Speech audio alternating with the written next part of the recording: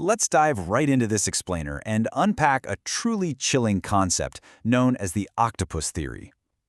Based on historical research and declassified documents, this theory proposes something wild, that during the 20th century, the lines between intelligence agencies and organized crime essentially disappeared. It begs a massive question.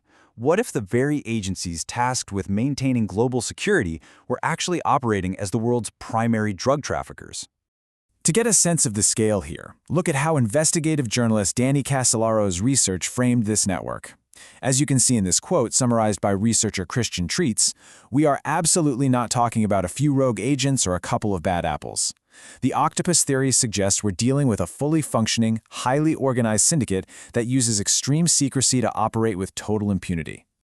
So let's define exactly what this means. Think of this octopus as a sovereign underworld. It's essentially a state within a state. It doesn't answer to a Congress, a president, or a prime minister. It literally has its own foreign policy, its own proxy armies, its own airlines, and its own banking system.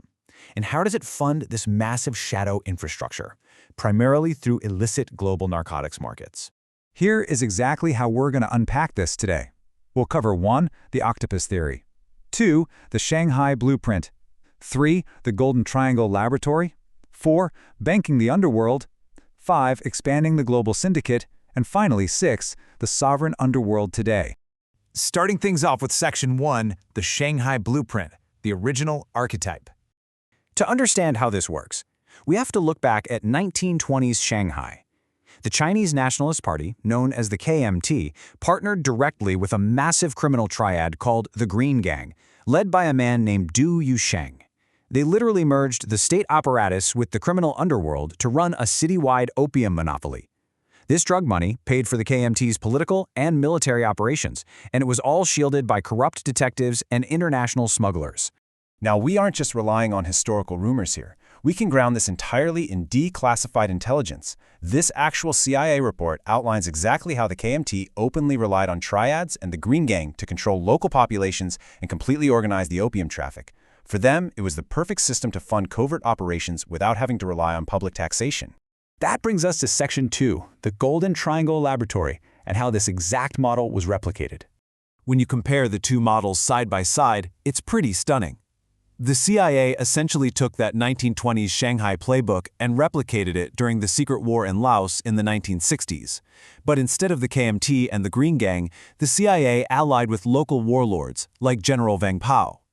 Because these anti-communist proxy forces needed untraceable cash to fight, the CIA utilized its own proprietary airline, Air America, to provide the logistical backbone for a massive opium operation. Again, this is fully documented. Just look at this operational route map. It proves exactly how this logistics network functioned on the ground. It moved opium straight out of the remote mountain villages of the Golden Triangle, where frankly airplanes were the only viable method of transport, and flew it directly down into the global market. In short, the intelligence apparatus built the infrastructure for organized crime. 700. Take a second to wrap your head around that number. That is the staggering amount of metric tons of opium produced annually in the Golden Triangle area during the early 1970s. And this absolute mountain of narcotics was largely cultivated and transported right under the protective umbrella of CIA allied forces. The sheer scale is just breathtaking. And the human cost was entirely ignored. As the prominent historian Alfred W. McCoy testified, the U.S. government engaged in a strict policy of benign neglect. They actively concealed evidence to protect this incredibly lucrative regional drug syndicate. Why? Because maintaining their anti-communist military alliances was the priority. They chose to fund a covert proxy war, even if it meant fueling a global heroin epidemic. Let's move on to Section 3, Banking the Underworld, to see how all this off-the-books financing actually worked. You really have to see this client roster to believe it. This is the client list for the Bank of Credit and Commerce International, better known as BCCI. It was quite literally nicknamed the Bank of Crooks and Criminals because it acted as a neutral clearinghouse for the entire global underworld. You've got dictators like Saddam Hussein, the Medellin drug cartel, the notorious terrorist Abu Nidal, and the CIA all banking right alongside each other. But here is where it gets truly unsettling. Astonishingly, 30% of BCCI's shares were, at one point, bought by executives from the completely legitimate Bank of America. This is a perfect example of how the shadow economy doesn't just operate in a vacuum. It heavily intertwines with our own everyday financial systems, washing dirty money until it looks perfectly clean. And BCCI wasn't some isolated anomaly. Consider Australia's Nguyen Hand Bank, which was chartered in the Cayman Islands. When it collapsed in the 1980s, its top roster of ex-military and intelligence figures exposed yet another major institution that was up to its neck in international drug trafficking, gun running, and managing covert CIA slush funds. The global banking system was a vital tentacle of the octopus. Now, let's jump into Section 4, expanding the global syndicate. If you map this out on a timeline, a very clear, continuous policy emerges over the decades. You start with the establishment of modern intelligence networks in 1947, accelerate right through the Golden Triangle opium routes in the 60s, and then rocket into the 1980s with the Nicaraguan Contras and massive cocaine trafficking. It reveals a persistent, structural reliance on narcotics as a highly managed industry to fund statecraft completely off the books. To really grasp the sheer audacity of this era, let me tell you about what happened in 1971.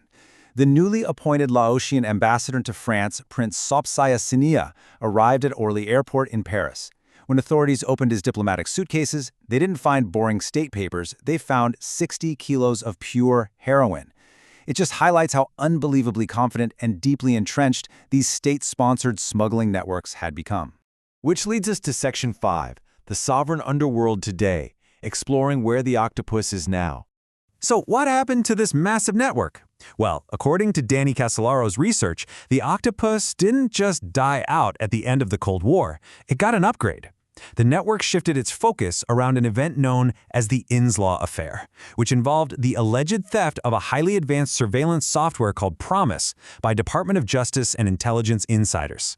Rather than just relying on physical, analog drug routes, the syndicate allegedly weaponized this stolen Promise software. Suddenly, they had the capability for invisible tracking of global financial transactions and intense covert surveillance. The octopus could now secretly infiltrate global banking systems, manipulate sensitive intelligence, and manage its money laundering empires entirely through a digital backdoor. When we circle back to this declassified government assessment, titled The World Heroin Problem, the catastrophic human cost of this entire system becomes crystal clear. Whether we're talking about analog drug routes or digital money laundering, this is a global epidemic born directly from intelligence agencies treating organized crime as a convenient everyday tool for foreign policy. I want to leave you with this final, provocative thought to take away from this explainer. If this state within a state managed to orchestrate an absolutely massive global drug empire in the shadows of the 20th century, did the octopus ever really go away? Or did it simply change its operating system to thrive unseen in our modern, digitally surveilled world?